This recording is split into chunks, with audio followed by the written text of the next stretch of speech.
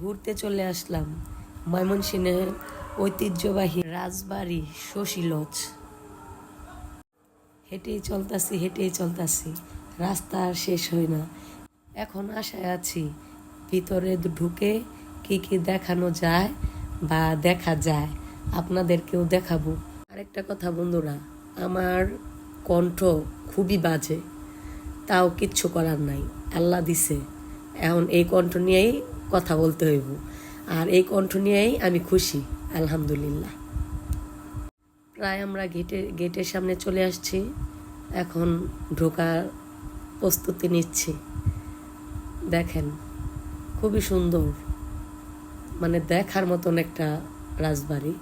এখন আমরা গেট দিয়ে ঢুকতেছি, এই যে গেট দিয়ে ঢুকলাম, আর খুব মজা করতেছি আমরা সবাই। 2 নাম্বার গেট দিয়ে ঢুকতেছি আর খুব মজা করতেছি। দেখেন এটা 2 নাম্বার গেট। রাজবাড়ির ভেতরে ঢুকতেই দেখি একটা বড় ঝর্ণা, কিন্তু পানি নাই, তাও সুন্দর, কারণ এটা তো ঐতিহ্যবাহী ঝর্ণা।